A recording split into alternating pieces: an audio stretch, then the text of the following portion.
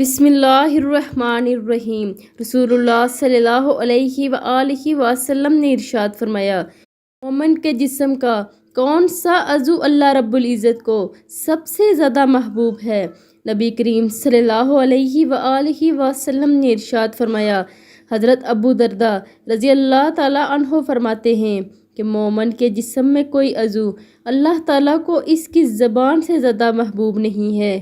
اس کی وجہ سے اللہ تعالیٰ اس کو جنت میں داخل فرمائیں گے، اور کافر کے جسم میں کوئی عضو اللہ تعالیٰ کو اس کی زبان سے زیادہ مبغوض نہیں ہے۔ اس کی وجہ سے اللہ تعالیٰ اسے جہنم میں داخل کریں گے۔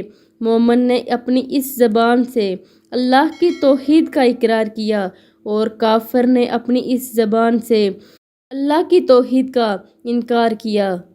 رسول اللہ صلی اللہ علیہ وآلہ وسلم نے مومن کے جسم میں سب سے زیادہ جو عضو اللہ تعالیٰ کو پسند ہے وہ زبان قرار دیا، اور مومن کے جسم میں سب سے زیادہ مبغوض چیز اس کی زبان کو قرار دیا، کیونکہ مومن اپنی اس زبان سے اللہ کی توحید یعنی اللہ کو ایک مانتا ہے اور اس کا اقرار کرتا ہے، اور مومن اپنی اس زبان سے اللہ کی توحید کا انکار کرتا ہے۔